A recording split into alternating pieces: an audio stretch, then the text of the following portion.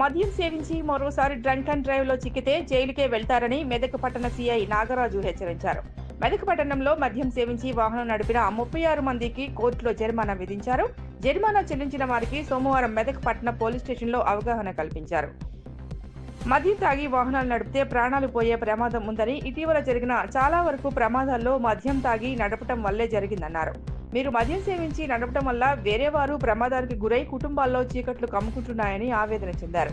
మద్యం తాగిన వారిపై తమకు ఎలాంటి కక్ష లేదని, తాగి వాహనం నడపటం వల్ల కేసులు నమోదు చేసి కోర్టుకు పంపుతున్నట్లు చెప్పారు.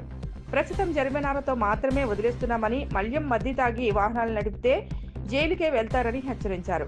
అందరికీ వీడియోలు తమ వద్ద ఉన్నాయని, మరోసారి డ్రంక్ అండ్ డ్రైవ్ లో చిక్కితే కేసు నమోదు చేసి జైలుకు పంపిస్తామని చెప్పారు. ఇంకనైనా మార్పు తెచ్చుకుని తాగి వాహనాలు నడపవద్దని కోరారు. మీరు బాగా వేరే వాళ్ళని యాక్సిడెంట్ చేస్తే వాళ్ళు కూడా చెప్తారు. కాబట్టి మందు తాగుకుంటుంటే మంచిది. మందు తాగి ఎవరు డ్రైవింగ్ చేయొద్దు. మందు తాగి డ్రైవింగ్ చేస్తే ఇట్లా పోలీసులు వెహికల్ చెకింగ్ చేస్తారు.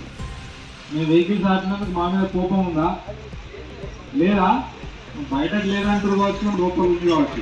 కానీ మీ గురించే అదే తాగిపోయి అట్లా పోతున్నారు అనుకో, యాక్సిడెంట్ అయి గుద్దుకొని చేస్తే ఈ బండికి ఒక రోజు లేట్ అయింది కావచ్చు, 1000 రూపాయలు ఫైన్ అయినా కావచ్చు, కానీ మొత్తానికి పోతారు కదా.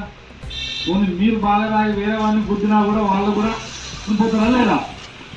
కాబట్టి ఎవరు కూడా ఇన్సూరెన్స్ 1000 రూపాయలు ఫైన్ పడ్డారు. కానీ నెక్స్ట్ టైం మాత్రం అంత వీడియో రికార్డింగ్ అవుతుంది. మళ్ళీ మీరు దొరికినట్టుంటే జైలుకి పోతారు. 15 రోజులు జైలు ఉంటారు. బండి కూడా సీజ్ చేస్తారు. మీరు అనవసరంగా తాగండి, తాగి డ్రైవ్ చేయొద్దు. తాగకపోతేనే మంచిది. పైసలు బాగున్నాయా? ఇంతమంది ఉన్నాయి ఇలా బ్యాంకులో డబ్బులు. లేనప్పుడు ఎందుకు తాగాలి? మందు తాగడే తప్పు. తాగండి. మళ్ళీ తాగి డ్రైవింగ్ చేసుడు మీ వల్ల యాక్సిడెంట్లు అవ్వడం మీకు ఇబ్బంది, మళ్ళీ మీ వల్ల వేరే వాళ్ళకి ఇబ్బంది. అట్లా ఉండకుండా ఉండాలంటే తాగొద్దు, మందు తాగొద్దు. మందు తాగడం గొప్పతనమా? నేను తాగండి బతకసారంటే ఇంట్లో తాగండి. కొనుక్కొని పోయి మీ ఇంటికాడ తాగండి.